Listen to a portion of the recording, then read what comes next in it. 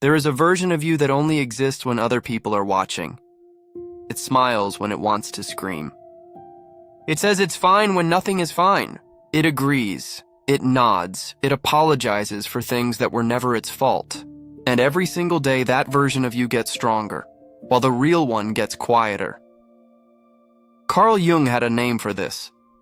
He called it the persona, the mask you built so early in life that you forgot it was a mask at all. And he said something most people never want to hear. The price of wearing that mask forever is not peace. It's your own soul. By the end of this video, you will understand exactly why you can't say no. Why other people's comfort always seems to matter more than your own. And more importantly, where the exact moment this pattern was born inside you. Stay until the end, because the way out is not what you think it is. If any part of this already feels familiar, type "I see it" in the comments right now. You'll want to come back to this video later, and that comment will help you find it. Let's start with the lie you've been told your whole life, that being agreeable is the same thing as being good. It isn't. And somewhere inside you, you already know that. There's a session Carl Jung once described that most people, when they hear it, assume is about someone else. A man came to him, successful, well-liked, the kind of person everyone described as so easy to be around, and he said something strange. He said he couldn't remember the last time he'd told anyone what he actually wanted. Not because he didn't know. He knew exactly what he wanted every time. He just always automatically, without deciding to, said what would make the room comfortable instead. Jung didn't call this a personality trait. He called it a wound wearing a smile, not loudly, quietly. In the small yes you didn't mean. In the opinion you swallowed before it reached your mouth. In the apology you gave first, just to end a silence 1 second faster. By the end of this video, you'll understand exactly why you do this.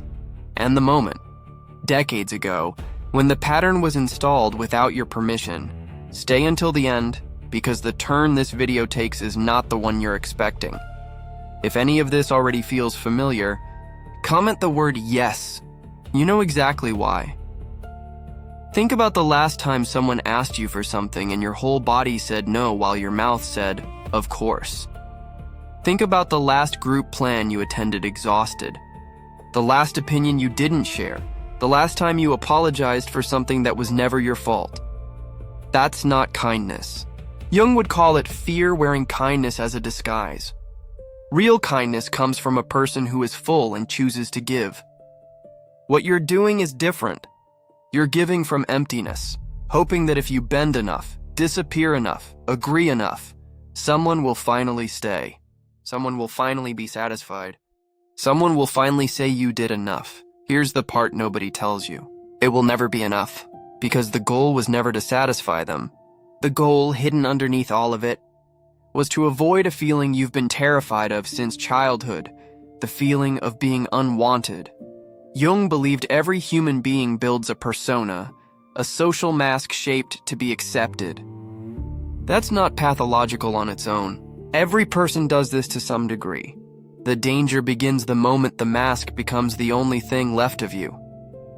He called total identification with the persona the making of the ordinary neurotic, someone who looks fine, functions fine, smiles in every photo, and slowly, quietly comes apart from the inside. Not through collapse, through erosion, small abandonments of the self, year after year, until one day you look in the mirror and don't recognize what's looking back. If you feel tired around people, not physically, in your chest, in your bones, that's not social anxiety. That's the exhaustion of performing a role that was never really you. So where did this start? Not in your adult life. Not with your job, not with your relationship. It started in a house when you were very small, and you learned, maybe without a single word being said, that love in that house was conditional. Maybe it was a parent whose mood set the temperature of the whole home.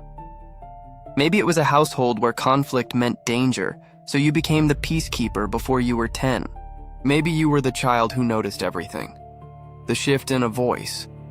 the tension in a face, because your safety depended on reading the room correctly.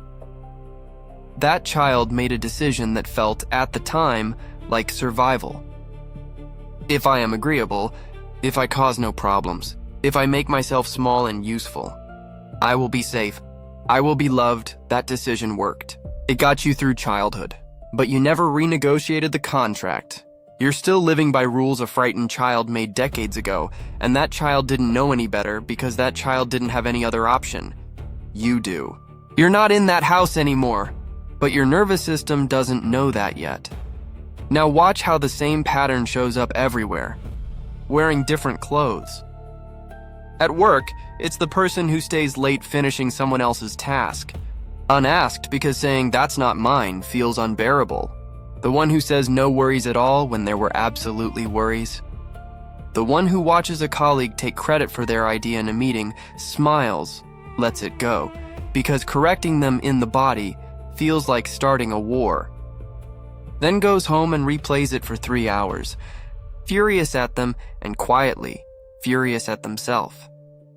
In relationships, it's the one who apologizes first, even when they weren't wrong, just to end the silence faster. The one who asks, "Are you mad at me?" on repeat, scanning a partner's face like radar, because someone else's mood regulates their nervous system more than their own thoughts do. The one who gives in during disagreements, not because they were convinced, but because staying in the disagreement felt more dangerous than losing it.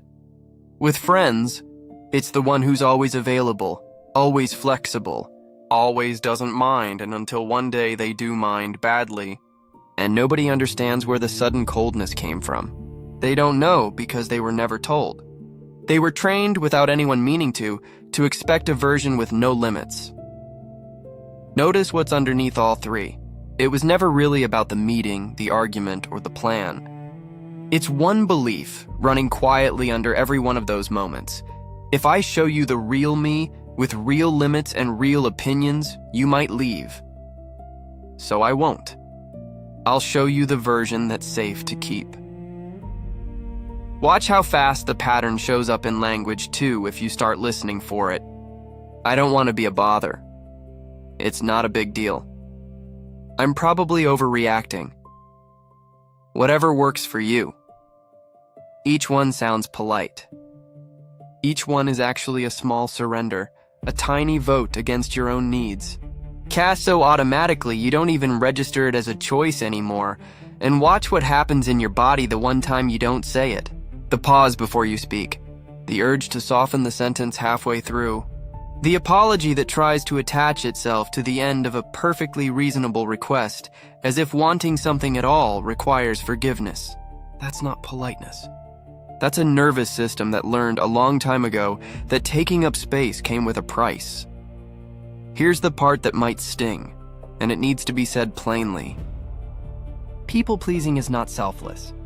It's one of the most self-focused patterns a person can carry, just inverted, dressed up, and pointed outward. Ask honestly, when you're people-pleasing, who are you actually protecting? Not them. You from their disappointment, from their anger, from the possibility they might not like you anymore. Every yes you didn't mean was never about their needs. It was about managing your own fear. Comment below the moment you knew. Was it a parent, a partner, a friend, or a boss whose approval you've been chasing without realizing it? Naming it is the first thing that loosens its grip. And here's where it gets uncomfortable in a different direction. Because up to this point, it's easy to sit in this video as the injured party, the one who was shaped by someone else's coldness, someone else's conditional love. That part is true, but it isn't the whole picture. Think about the people who've apologized to you and meant it, and how you received it. Think about someone who told you a hard truth gently because they respected you enough not to lie. Did you thank them for it? Or did some part of you quietly file it away as evidence they were too much, too intense, hard to be around, because their honesty made your own performance feel exposed? People pleasers don't only avoid conflict. Sometimes they punish the people who won't play the same game. The friend who sets a boundary gets called cold. The partner who says what they actually think gets called difficult. Not because they did anything wrong, because their honesty was a mirror, and the reflection was uncomfortable. If you've ever pulled away from someone the moment they stopped being easy to manage, that wasn't taste. That was the mask defending itself. Jung had a term for everything you've pushed down to keep the persona intact. He called it the shadow. Every no you swallowed, every anger you smiled through, every boundary you never set, none of it disappeared. It went into the shadow, and it's been sitting there growing heavier for years.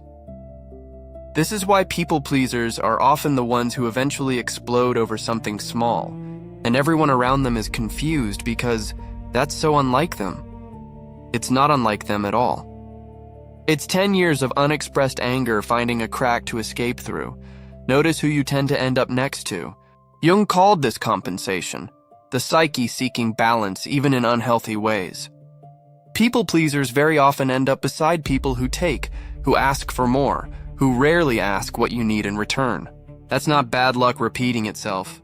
That's the shadow arranging your outer life to match your inner pattern, again and again, until you finally look at it directly instead of managing its consequences.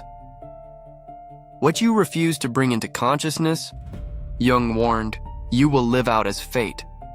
Look at who gets to see the real version of you. The one with edges, with opinions, with a limit. Usually almost no one.